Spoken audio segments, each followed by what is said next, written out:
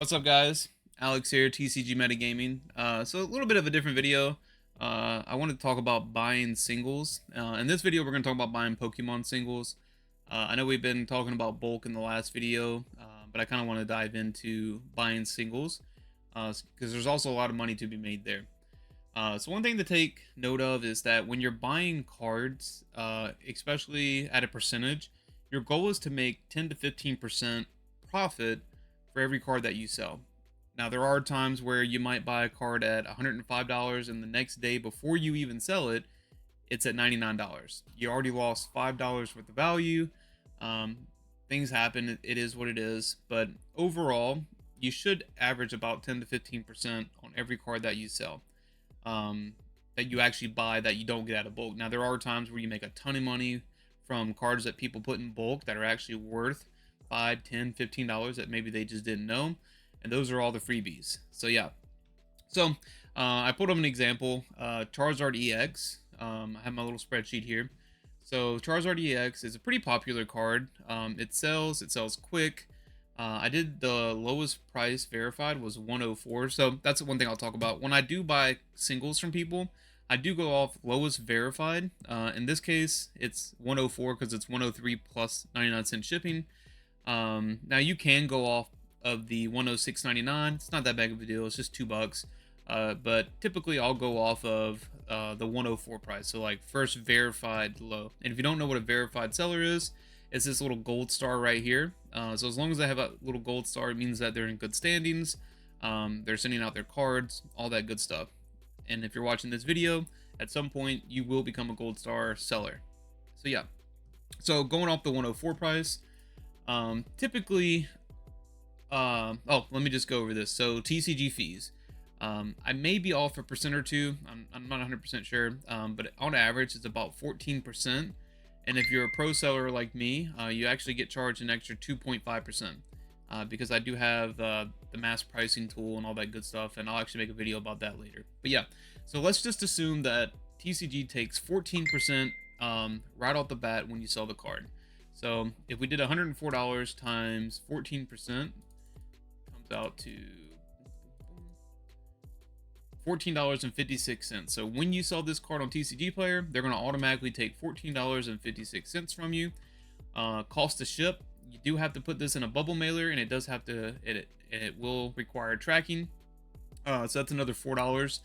Give or take 20 cents, because I know if you ship to like North Carolina, South Carolina, it might be like $3.88. But if you ship to, let's say, Vegas or California, it might cost you like $4.12. So yeah, so about on average $4. And then you do want to put in a top loader, penny sleeve, team bag. I just did an average price of about 20 cents, give or take, just to throw a rough number out there. Is $4.20. So if we add the cost to ship plus TCG fees, right off the bat, we're going to lose $18.76. So we just do 104 minus 18.76. So we have $85 to work with. All right. So you can't buy this card for $85 because then you just break even. So that's where the percentages come into play. Typically, I pay 65 to 70% on cards that move quick. For instance, I know this Charizard would sell, so I would be comfortable paying 70%. For one, I'm not a store, so I don't have any major overhead. You know, I live at home, or I have my own apartment, so to speak. But I don't have to pay rent for a 3,000 square foot card shop, you know, so I can afford to pay 70% when a card shop might only be able to pay 55, 60% on this card. So people are more likely to sell to me online than their local card shop. Just the way it is. Nothing wrong with that. So in this case, if we were to buy this card at 70%, it would cost us $72.80. If we were to buy it at 65%, it would cost us $67.60. So one thing to keep in mind when you are buying cards online, you want to be fair to the other person. You know, yeah, you can rip people off and you know, get a steal, but at the end of the day, I would rather that person come back to me every time they want to sell cards if I'm always giving them a fair price. You know, I have a friend that I taught him everything that I know, and he does the same thing. It's crazy. His TCG, I'll actually make a video about that later as well. I just taught him everything that I know, and he followed the basics. And I mean, he's doing this today. part-time. So yeah, so let's do the math. So we know that after TCG fees, it comes out to $85.24. So if we buy it at 70%, so 72.80 minus $72.80, our profit margin is $12.44. Not bad. You know, if you can make 12 bucks on every $100 that you spend, it adds up pretty quick. So now let's say if we were to pay 65%, it would cost us $67.60. So let's do 85. I'm just gonna do minus 67. Comes out to 18 bucks. So we have a little bit more to work with when we're paying just slightly less. That's like a $6 difference right there. So you can get away with paying 65% on a card that's played if the seller is eager to get rid of it. And the one thing I do not do is no matter what, I don't pay over 70%. If they don't want to sell it, they don't want to sell it. It's fine. Move on to the next person. But my max that I pay is 70%, and that's only on cards that I know will sell quick. So yeah, so that's one thing that I advise you guys to stay firm with is even if you're buying a large collection and they're like, oh, I want 75%, it ain't worth it. Just pass it. You know, it's just that extra 5% really makes a difference. So yeah. So I did another example. I did Iono, and I just did the best-selling cards. I went best-selling. So Iono, where you at? Right here. So this card is it's played right now for the alternate art. It's pretty nice. So I did an average price of $28. So if we go through our little spreadsheet here, TCG fees for this one we pay 86 cents. That's what it's going to cost us to ship. I think it's like 64 or 68 cents for a stamp. And then for the envelope, penny sleeve, it's going to cost us like 20 cents, give or take.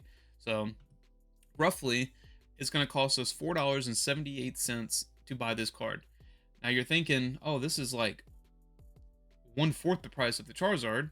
Yeah, true, but you can still pay 65-70% on a $28 card. Now your profit margins are a lot lower, but the goal is to buy high and sell at a good price. All right, because if you buy high, they're gonna sell you cards again. And when I say buy high, buy fair. Buy at max 70% on a certain threshold. Like if this was a $5 card, I'm not paying 70% on a $5 card. But being that it's a $28 card, I can afford to make $4 off of this card profit. So yeah, so let's do the math. So if I bought this card at 70%, it's going to cost me $19.60. So we do our 1960 plus our 478. So let's just do the math. 1960 plus 4.78. All in all, this card's going to cost us $24.38 minus our $28. We make a profit of $3.62.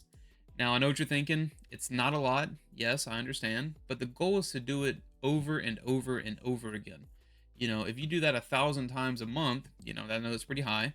Times 1,000. Let's hope it comes out right. It comes out to $3,600 a month. And let's just say you bought the card 1,000 times. For you to make $3,600 in profit a month is hella good. So yeah. And then in this particular case, you can get away with paying 65-60% on that card, and then you actually make a couple more dollars. So let me show you where it doesn't come into play, paying 65-70%. So for instance, I did the Pidgeot. Let me just show you. Nice looking card, Pidgeot. Average price is about $6, maybe $7 on the higher end, but this guy has 11, so I would have valued this card at $6.25. TCG fees 14%. Same thing as cost to ship. I'm going to ship it into PWE, 86 cents. So total fees, it comes out to $1.74. If we bought this card at 70%, it's going to cost us $4.37. You can already see between the fees and what we pay, we're not going to make a lot. So 174 plus 437, so 1.74 plus 4.37 comes out to $6.11. This card is selling for $6.25. We make 14 cents. So in this case, it wouldn't make sense to buy it at 70. It wouldn't even make sense to buy it at 65%. So that's where you got to kind of know your price thresholds. And we'll talk about that in just a second. So yeah. Oh, and another thing I wanted to note, this $28 card. I know some of you guys are like, oh, why are you not putting tracking? You got to put tracking. You do not. You know, I've done this thousands of times. I promise you the card will get there. When people order cards on TCG Player, they're not there to scam you. Most of them just want their cards. You know, they just want what they paid for. Now things do get lost, but it's like one in every thousand. You know, so I promise you, if you put it into PWE, um, it'll get there. You know, and in this example, let's say it is $28 and you sold it for $28 and you paid $4 in shipping, you're only making like $1, so it's not even worth putting tracking on this card. So that's one thing to keep in mind. So yeah, so cards under $4, I do consider bulk. A lot of people consider cards under $4 bulk. There's just not a lot of money to be made if we paid a percentage on it. Yeah, we could pay 50% on a $2 card and make 25 cents, maybe, but just not worth it. So my threshold when I buy singles from people is anything under $4, I do consider bulk. And little Timmy, you know, he's like, oh, well, this card's $3.75. You can pay 50% on it. Keep your card, Timmy. I honestly don't care. It's nothing personal. It's just I don't want it eating up my margins that are already very slim to begin with. So yeah. So my kind of threshold when I'm buying cards, anything from $4 to $10, or even $4 to like $12, $14, I'll pay 50 to 55%. And most people will sell their card. They know that they can't get 80% on a $6 card. It just doesn't make sense. And like I said, if they don't want to sell it, they don't want to sell it. It's not that big of a deal. But typically that's what I pay on 4 to 12, 4 to 14. From 14 to like 50, I'll pay 60, 65% depending on playability. So it's very important to know the game that you're buying. Like for instance, PGI EX, like I don't think this is in any decks right now, so it wouldn't make sense to pay 70% on a $6 card. There's just no money to be made. So in this case, I would pay 50%, and I would make probably about $1.50 profit from this order. Got a little cat joining us. So yeah. And then anything over, I would say $50, depending on playability, is where I get into the 65-70% range. I'm not going to pay 70% on a card that's, let's just say $300, that only has about 1 to 2 sales a day. You know, it just wouldn't make sense to waste that much money on those cards because you're just sitting on dead inventory. So in my case, I usually pass up on cards that are, yeah, they're valuable, but they don't sell very often. I usually just pass up on those because it's just not worth it. Unless I get it for like 50, 60%, then I'll buy it, but only few people sell that low.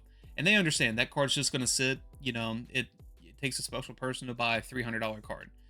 So yeah, so that's kind of my price guide when I'm buying singles. The most important thing to note is just be fair to people when buying their cards. If they don't want to sell them at 70%, it's fine. Move on to the next person. You know, I promise you, there's tons of people out there on Facebook, other marketplaces that will sell their cards to you. Okay, especially when you're buying bulk. Say, hey, do you have any singles that you want to sell as well? Here's my price guide, and they're like, oh yeah, I got a $60 Vaporeon that I'll sell to you at 60%. Cool. If it fits your profit margins, your spreadsheet, buy it. If it doesn't, say, hey, no, I'm good. I'll just pick up the bulk. Thank you guys for sticking around to the end of the video. Hope you like the content. If you do, like, comment, and subscribe. Got a lot more videos coming soon. My goal is to make about 2 to 3 a week. Just to kind of show you guys progress and then just other cool videos and ideas that I have. So yeah, good talking to you guys. Hope to see you in the comments. Peace.